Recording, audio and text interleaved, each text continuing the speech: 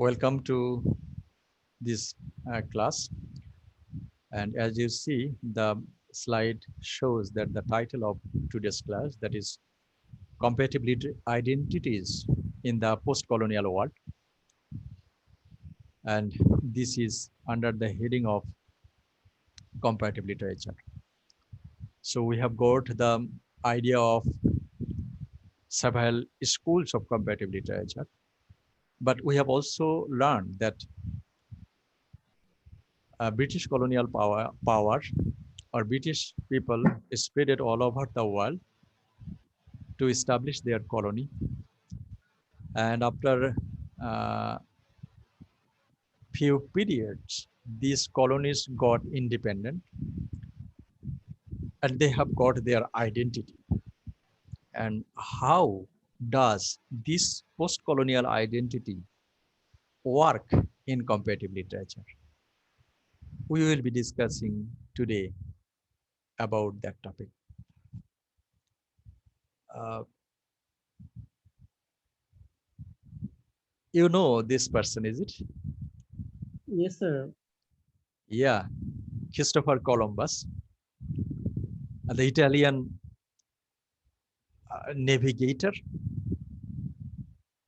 He was born in Italy, Genoa, and died in Spain.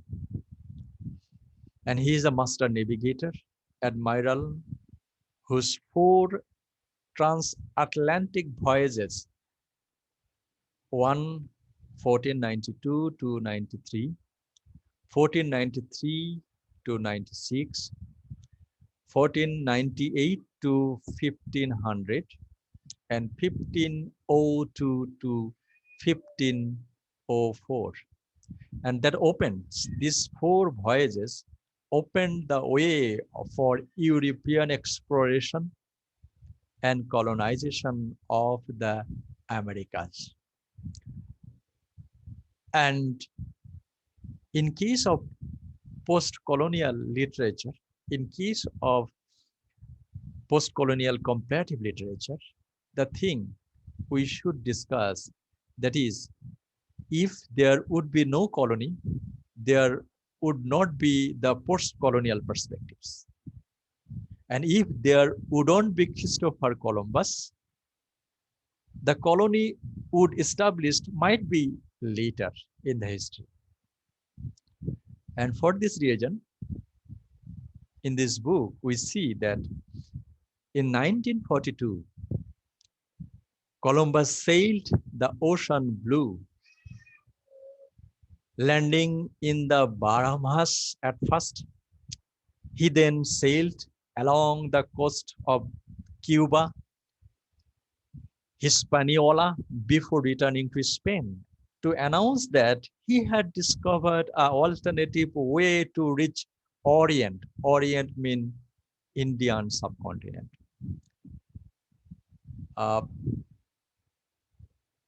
it means that Columbus discovered and believed that he has discovered a way, waterway, through Pacific Ocean to reach India that will create connectivity between Europe and Indian subcontinent.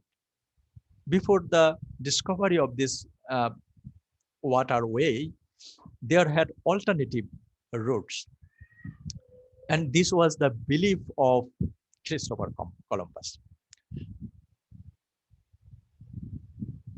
Actually, Columbus ships reached Cathay or India, and despite evidence of the contrary, to which continued to accumulate, the terminology of the voyagers prolonged the myth. Actually, Columbus reached not Indian subcontinent, reached Cathay.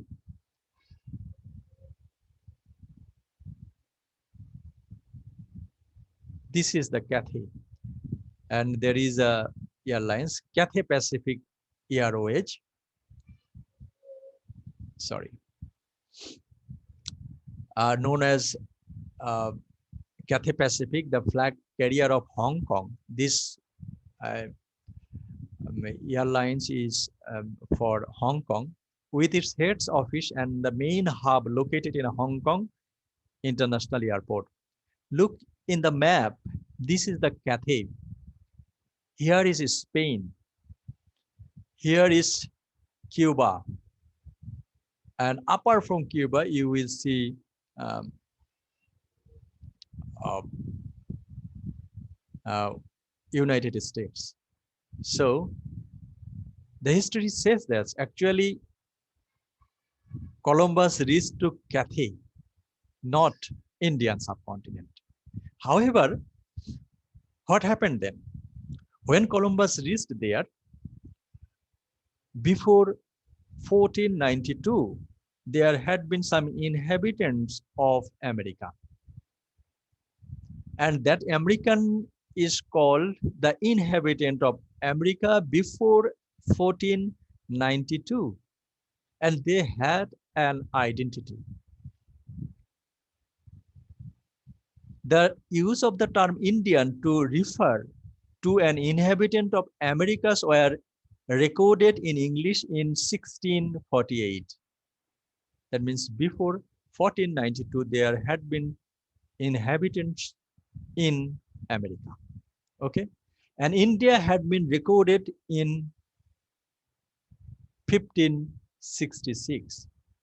The island, what happened there? The island that Columbus believed lay off the coast of Cathay were termed the West Indies, to distinguish from the islands around the other side of the world, known as East Indies. So we see two Indies in history.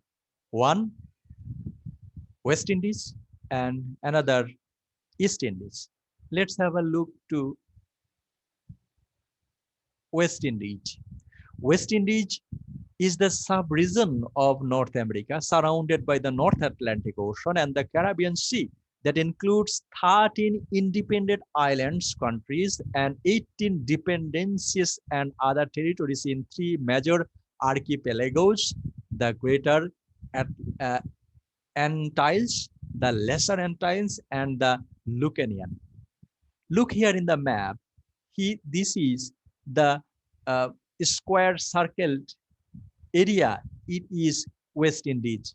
And within this boundary, as you see the red spot, these are several archipelagos. The three main archipelagos and another 13 small independent islands that included in West Indies. And apart from this, there is another Indies, that is East Indies. And this is regarding the islands of Philippines, East Indies. There are some islands over here. This is the West Indies.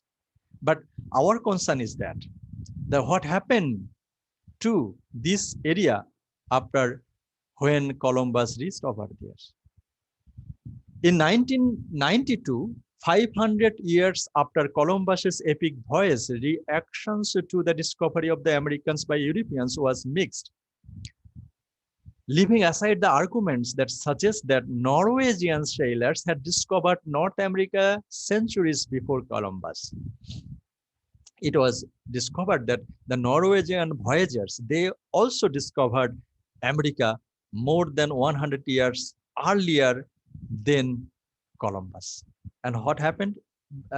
It was no longer possible simply to celebrate Columbus's discovery.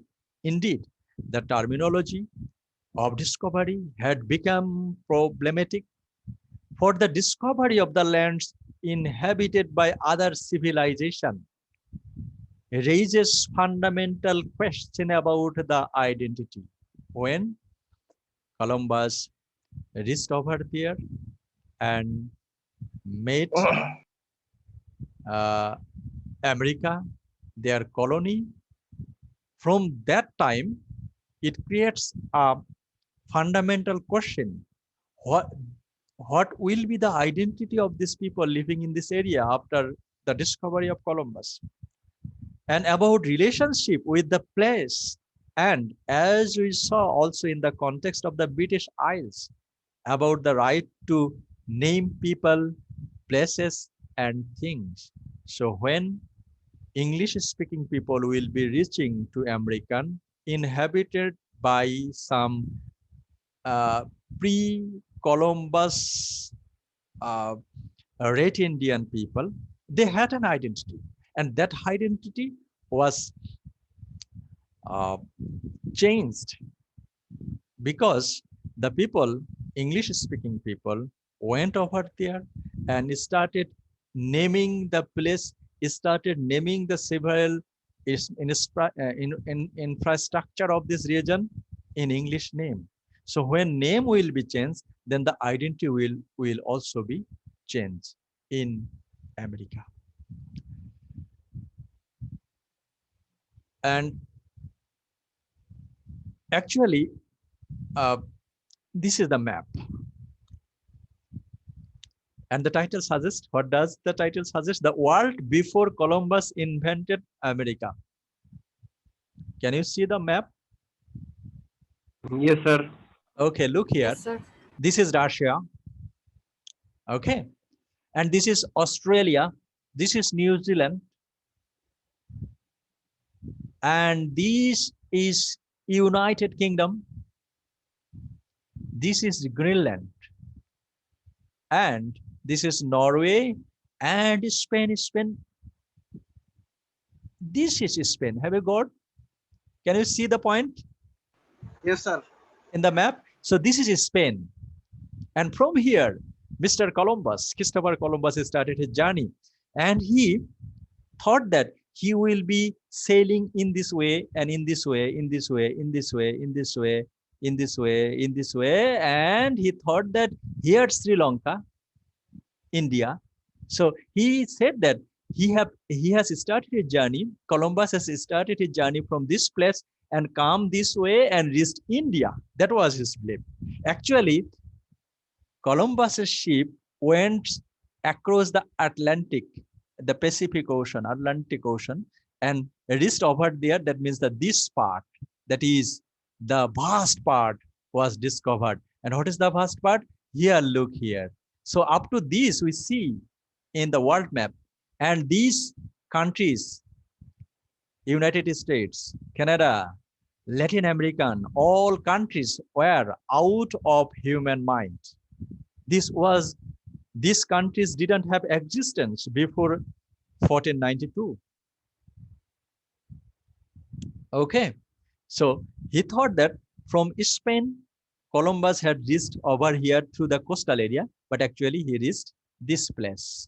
That is the here in related to West Indies, the Cathay. Cathay is over here, and this is Cuba, and this is United States, and this is Canada.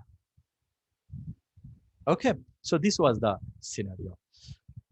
And here the map is very clear. This is Cuba, Atlantic Ocean. This is Europe. This is Russia. That means Asia. This is Indian Ocean. So Columbus reached over there. Our concern is that before the discovery of Columbus's America, there had been some inhabitants of there had been some inhabitants living in this area, and after the discovery and when European colonial power made India this continent their colony, their identity changed.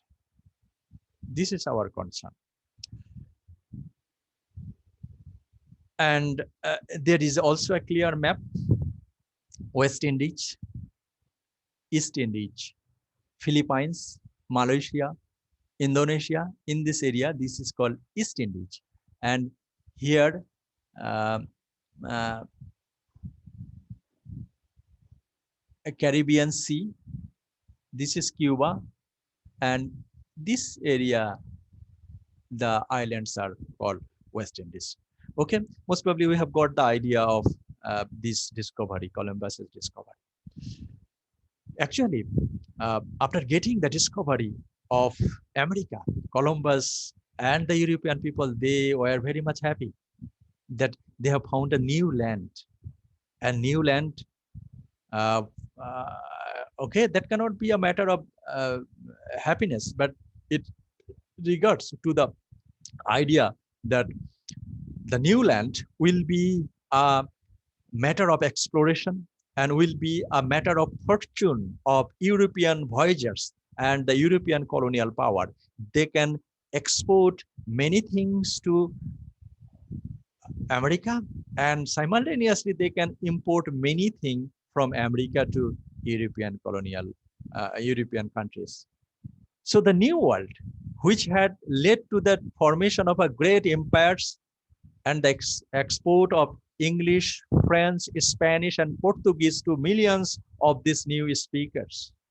So not only the British people, they, especially Christopher Columbus was a Spanish navigator, and for this reason, English, French, Spanish, Portuguese all went over there after the discovery of these waterways. Because at that time there was no aeroplane, so the communication system based on the waterways. So after the discovery, all European voyagers, actually the people of Asia, were not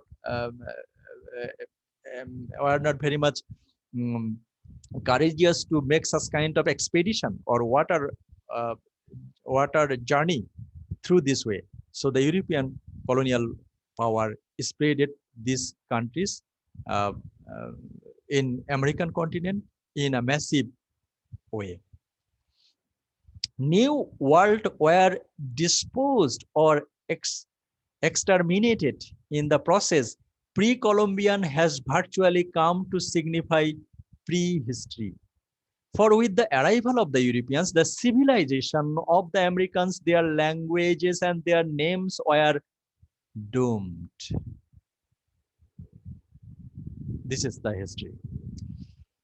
And in this regard, Peter Hume, this man, he is a professor of the Department of Literature, University of Essex, UK. And he has written the books Imperial and Colonial History, Iberian and Latin American Literature. He has written. He said that a great deal of European investigation into non-European cultures, what does it happen?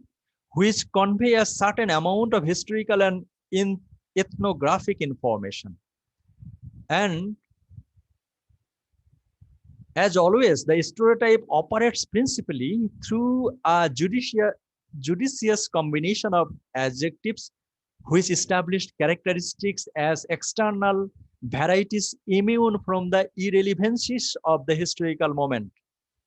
So when European people went to America, they rename their culture, their attitude. Some culture might perceived by the European people as ferocious. They said these people are ferocious. These people are warlike. These people are hostile, truculent, vindictive. These are the present as innate characteristics irrespective of circumstances, and of course were cannibals, locked by the verb into a real beingness and that lies beyond the question. So the Locke Hume, the UK scholar and professor, he said that when American went over there, especially the European people went to America, they gave a new identity, and in many perspectives, this identity is not good. In a negative perspectives, to the American Red Indian previous, that means pre-Columbian inhabitants.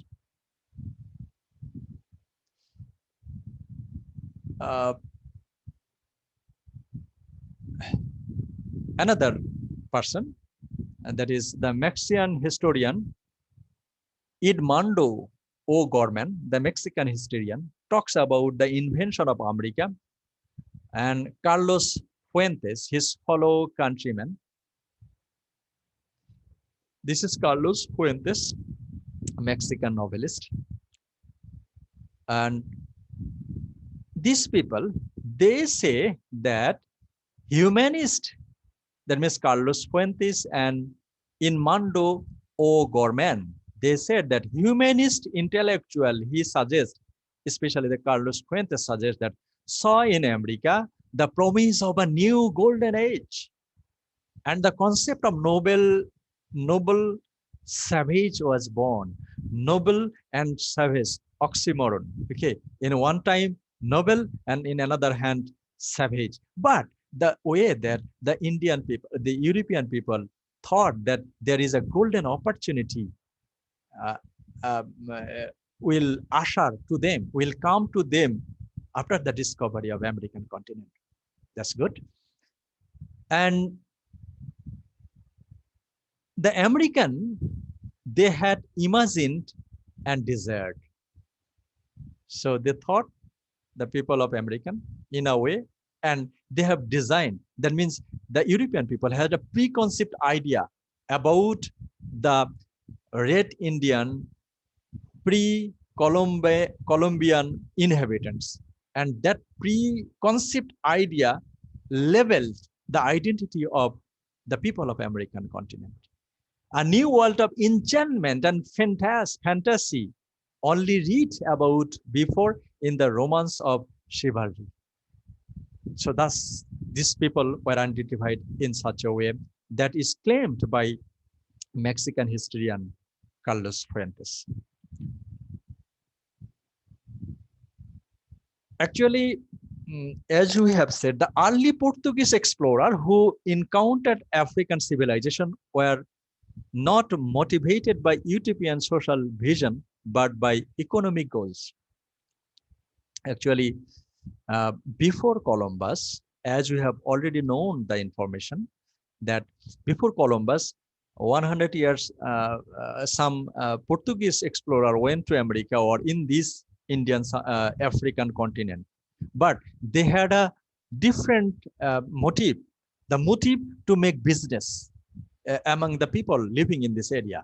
But after the discovery of Columbus, their motive was totally changed. They thought a golden opportunity of transporting their culture and to make America a colony, and that colony will be the extension of American European language, will be an extension of our European culture and everything. And of course, there would be an intrinsic business view.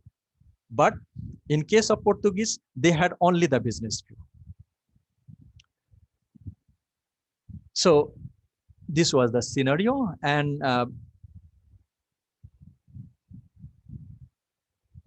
eastern seaboard of today's Canada, the United States. In contrast, the movement towards the interior of the African continent came later. Actually, the movement that was the coastal area of African continent. As the native population of the Americas were decimated, an increasing number of slaves were transported across the Atlantic to the expanding settlement and the plantation in the Americas. Okay. Most probably you have heard, you have read Heart of Darkness, Joseph Conrad's. Have you read? Yes, sir. Okay. Yes, sir. Okay. So there we had a sugar plantation. Okay. And sugar plantation was necessary. Why? From sugar, they would produce molasses, and molasses is a cheap component of making wine, vodka and some other. So that was also a business. So when European people went America, actually the Red Indian people were killed or banished from this area. And to continue their agricultural work, to continue the other established, to build buildings, many slaves were needed. And all the slaves were taken from the African continent and were transported to American continent. And that was also a very profitable business at that time. The lucrative slave trade established a pattern of westward movement from Europe, from Africa to Americas. And gradually, the myth of a secret heart of Africa came into being, a place of darkness and fear, in which the gloom of great forest combined with black skins and suggestion of spirit. So a ghostly appearance, darkness in the center of Africa. That darkness, from the darkness, these people were captured and exported towards American continent, and that was a very lucrative business of the European colonial power at that time. Worship and primeval diabolic powers. Diabolic means supernatural. So supernatural, shaitanic, negative collocation this word will have, but it will have also related to the superstitious. Conrad, Heart of Darkness, sums up the European myth of the secret unknown center of Africa. A myth perpetuated, a fiction, and the cinema dawn to the present day. So the myth, the people of Africa, the culture of Africa, are they diabolic? Are the people are dark skinned? Are the people are savage? Are the people are ferocious? Are the people hostile?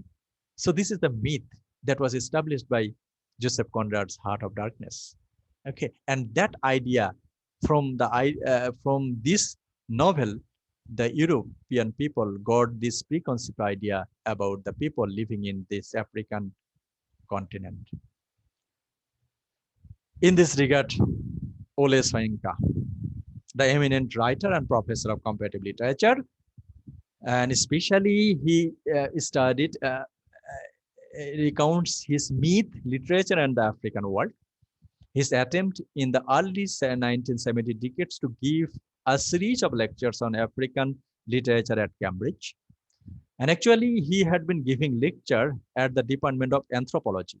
Anthropology that will be studying the several ethnic groups, the origin of human beings, the history of human origin, the history of several people or race or ethnic group of the world. So Ole Soyinka's speech or series of lecture at Cambridge University was regarding to this anthropological and not literary. So Ole Soyinka, this man, and a Nigerian playwright, poet, and essayist in the English language, though he has studied University of Leeds, okay, and also he has written some plays also. Okay, this is his biography. In short, you can see it, and he was also awarded Nobel Prize for his writing in literature. So Ole Soyinka had been giving lecture in Cambridge University, not the literary tradition of Africa. He was giving lecture in relating to anthropological interest. That means several ethnic groups in Africa.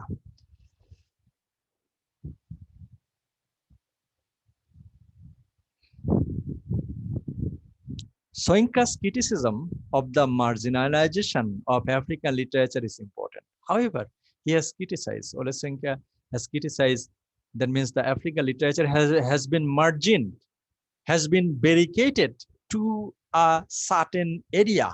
He draws attention to the anthropological bias of mass European work on Africa. So the people of the European scholar had written many texts based on the African context. So he said, this is the biasness. Ole Soyinka said, the history written by European people on African context, this is full of bias. Just as Hume draws our attention to a similar bias in the work Native American Language and Cultures. The creation of centers for African studies may be a step forward in one respect.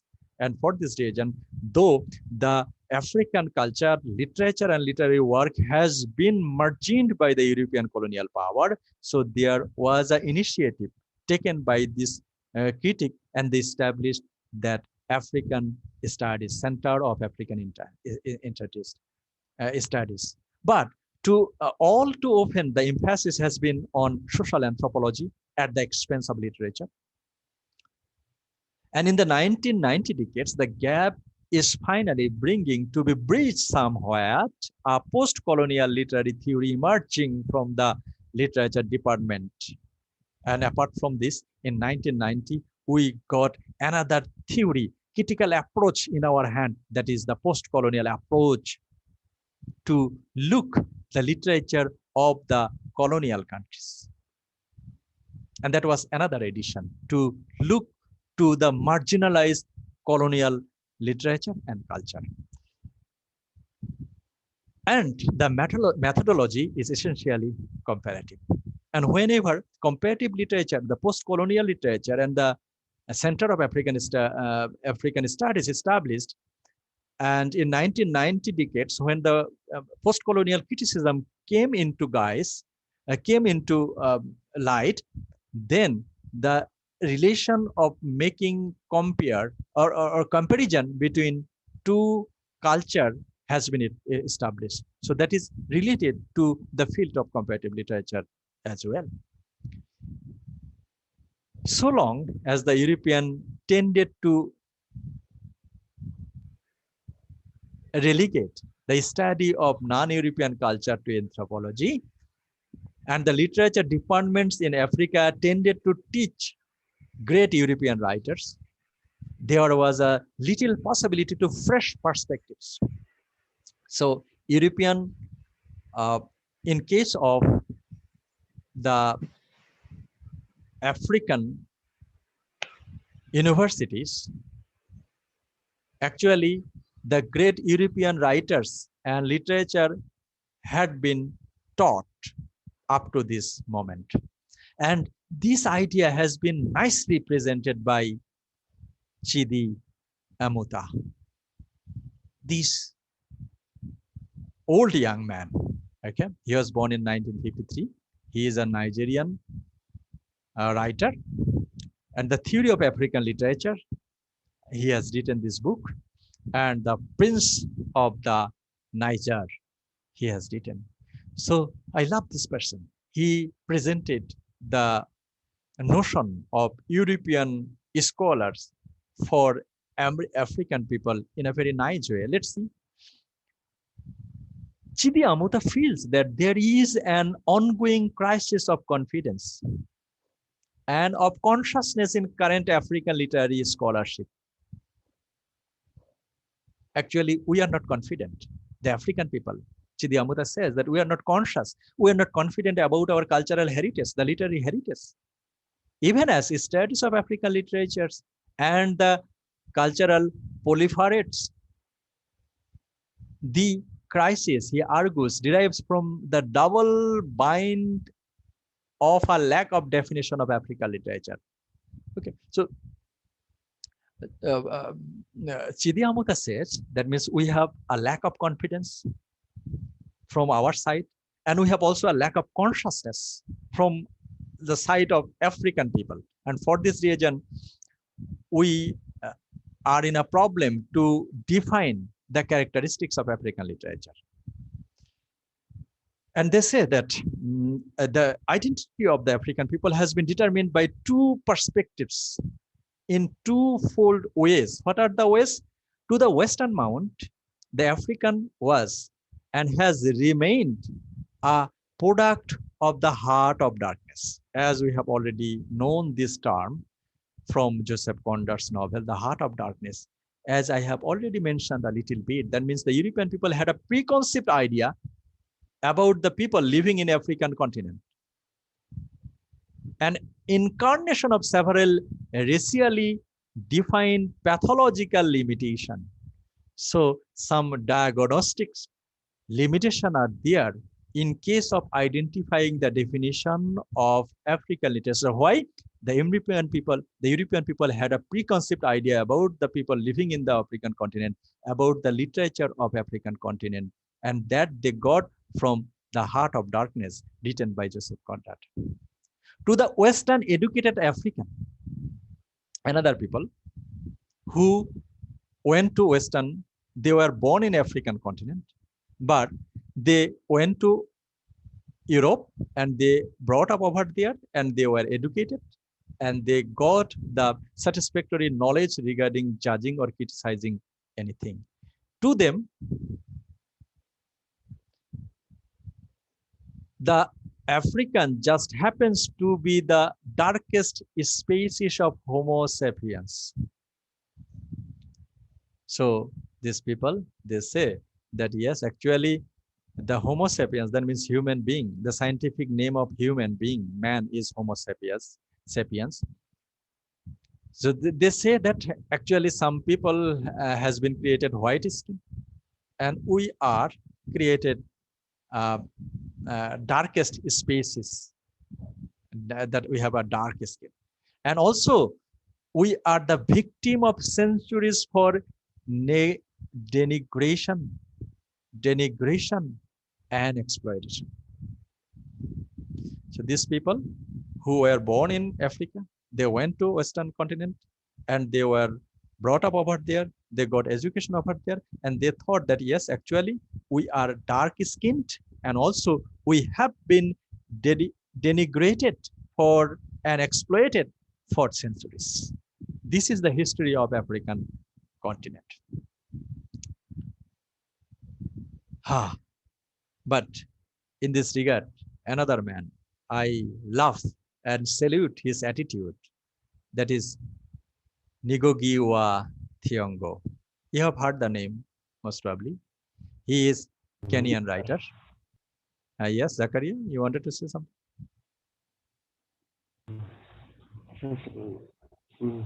Sir কিছু না বলতেছি যে নামটা শুনেছি এটাই। Okay, Ngugi wa Thiong'o.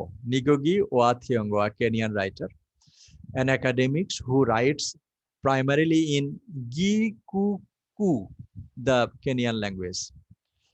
His work includes novels, plays, short stories, essays ranging from literary and social criticism to children's literature. Children's literature. He is the founder and editor of the Gikuku language journal,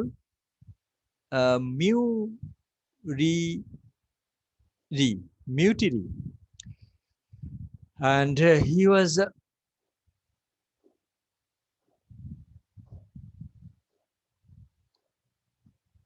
was a revolutionary person to pinpoint the true notion of African literature. Let's see. It is probably fair to say that the reaction against the European perspectives on African literature led, in the first instance, to an oppositional phrase. Ngugi wa Thiong'o, together with a small group of colleagues, was instrumental in the abolition of the English department at the University of Nairobi. Why? That means in everywhere in Bangladesh, you will see the Department of English. And we study and teach great European literature.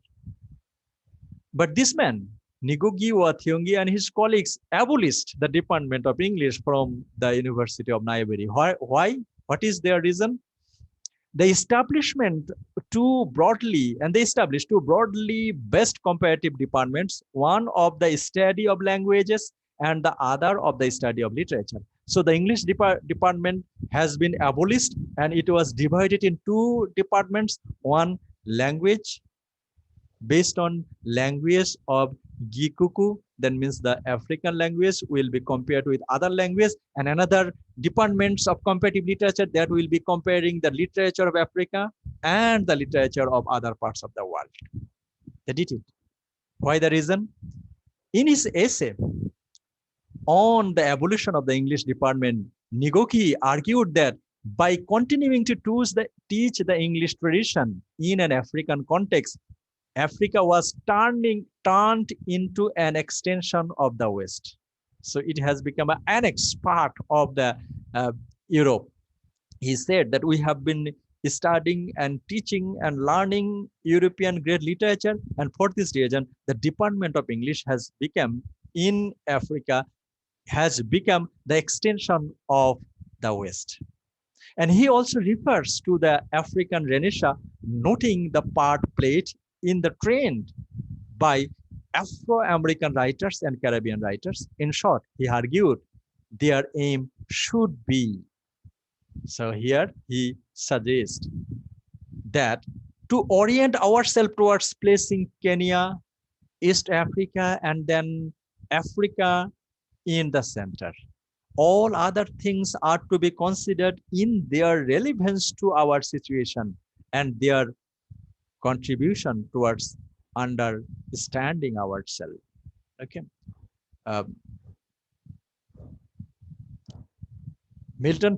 John Milton Aeropagitica was published, but when Oliver the Cromwell was beheaded and Charles II came to power of England in 1660, then Charles II offered John Milton that come, and actually John Milton was the chief advisor of only Cromwell government, Puritan government in UK, Oliver Cromwell. And Charles II proposed John Milton that yes, come and be the advisor of my council. Then John Milton said that let me know and judge according to my own conscience. Okay, above all liberties. John Milton said. In the same way, I find the similarity in this message that actually Ngogi wa Thiong'O said that yes, let me judge our culture in our own way. What we will study, what we will criticize, what we will research, let me judge ourselves to the relevancies of ourselves, not from outside. It's a very good comment done by Ngogi wa Thiong'O. Both Ngogi wa Thiong'O and Chidi Amuta are concerned with what they see as a crisis in African literary scholarship. And both, like Ole Soyinka, find in comparative study as a way forward. And the confrontational phrase of hostility of European influences, traditions, and methodologies has turned into an African-centered literary study, in which the impact of Europe on African literature is considered along with other, probably more significant influences, such as continuation of the vernacular oral tradition. And in this regard, we see another writer, Nadine Gordimer. So Nadine Gordimer is a South African writer, a political activist, and recipient of the 1991 Nobel Prize in Literature. And she was recognized as a woman who, though her magnificent epic writing has, in the words of the Alfred Nobel, been of very great benefit to humanity. Nadine Gordimer, endeavoring to define African writing from her perspectives to a white African writer, argues that African writing is writing done in any language by Africans themselves and by others, whatever skin color, who share with Africans the experience of having been shaped mentally and spiritually by Africa rather than anywhere else in this world. So the notion, that means Ngogi wa Thiong'O and Chidi Amuta, they came up with the idea that African literature should be just from the African perspectives. Same thing or same notion was placed by this humanitarian writer, Nadine Gordimer. One must look at the world from Africa to be an African writer, not look upon Africa from the world. So she suggests that we should look the other part of the world from African perspectives.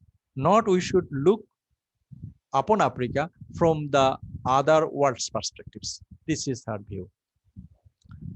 This African writers proposes an African-centered consciousness and the study of literature that starts with Africa and considers other literature in relation to the African center. This model of comparative literature is in complete contrast to the old Eurocentric model that rejected comparison with non-European text, and on the grounds of the unbridgeable differences and the absence of a place in the Western canon. So this is the situation. So the African comparative literature is started in such a way.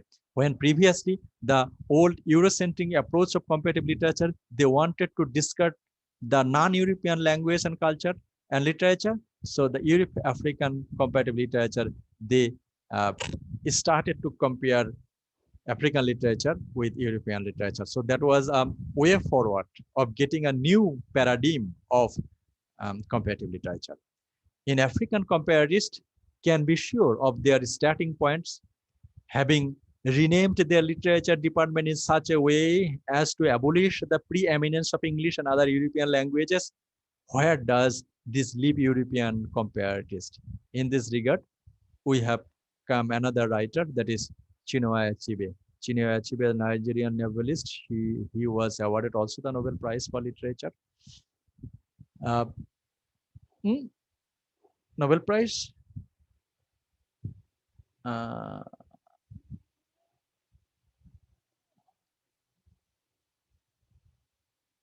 No, most probably not. He had studied University of London, University of Ibama, Government College of Imania. So in this regard, we have also got the and he is the most widely read book in modern African literature. Chinua Achebe. And other writer we have in this, that is John. Okay. So at the one extreme, we might have a European perspectives that refuses to recognize African literature and conceives of American studies as purely anthropological, while at the other extreme, we might have an African perspectives that is refute the influence of any European literary models along with a rejection of colonialism per se. So African European model tried to exclude African literature, but African model suggests to include African literature in the field of comparative literature. And another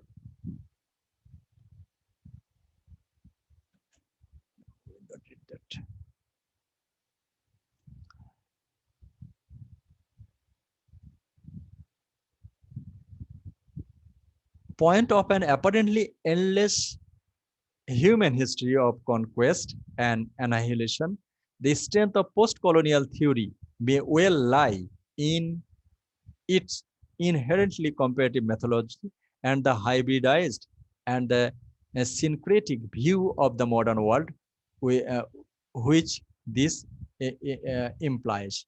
So in case of comparative literature of Africa, we see such kind of critical tradition, literary tradition. And okay, we'll read that.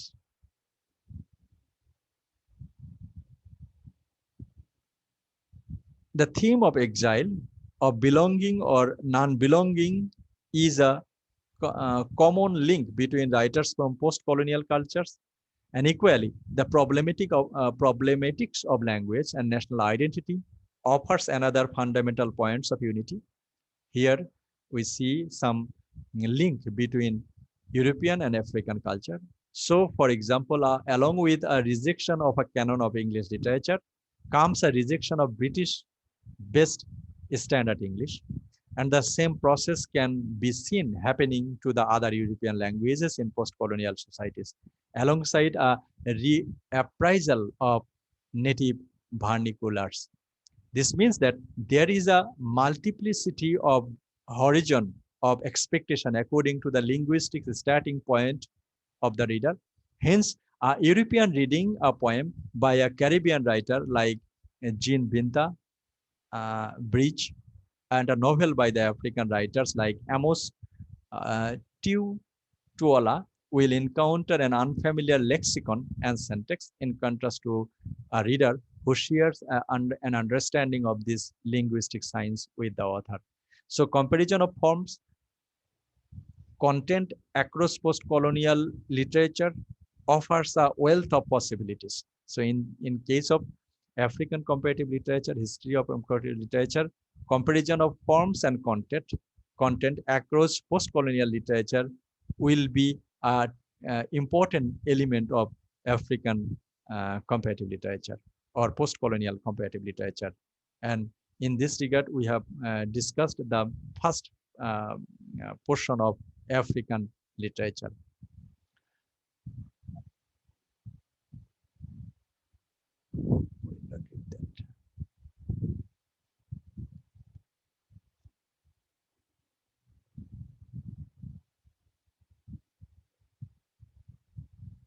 Okay, so small wonder then that there should be such a resistance to the traditional European prioritization model when it either bears little relationship to anything that happened outside a fairly narrowly circumscribed geographical boundary or a basis on totality, different premises which ignore non-European realities.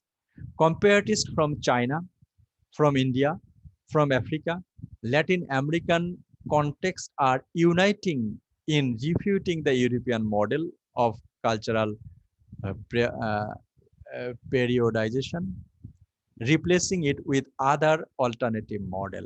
So in case of post-colonial comparative literary history, we see that in African literature as well as the literature of China, Indian literature should look in a fresh perspectives that will be compared with the other work of literature from Europe and also the other parts of this world, and that offers a comparative an alternative model of comparative literature. So old ideas of the University of Literature and of literary history are being challenged. In this regard, the Eurocentric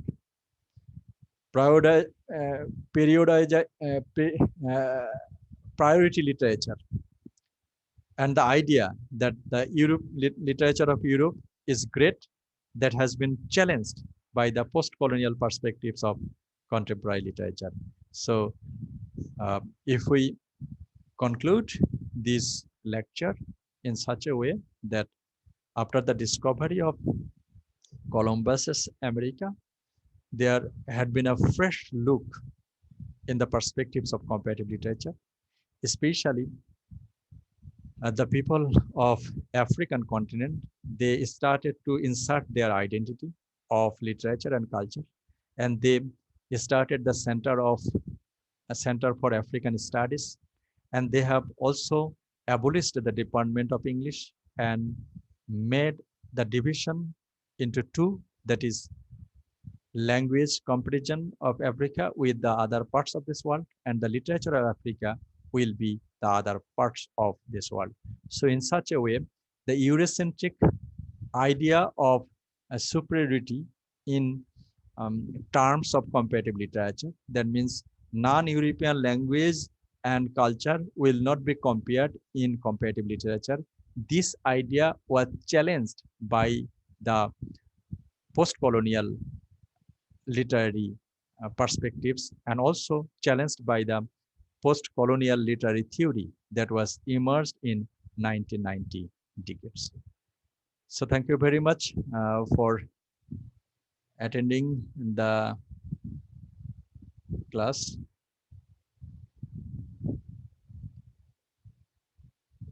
If you have any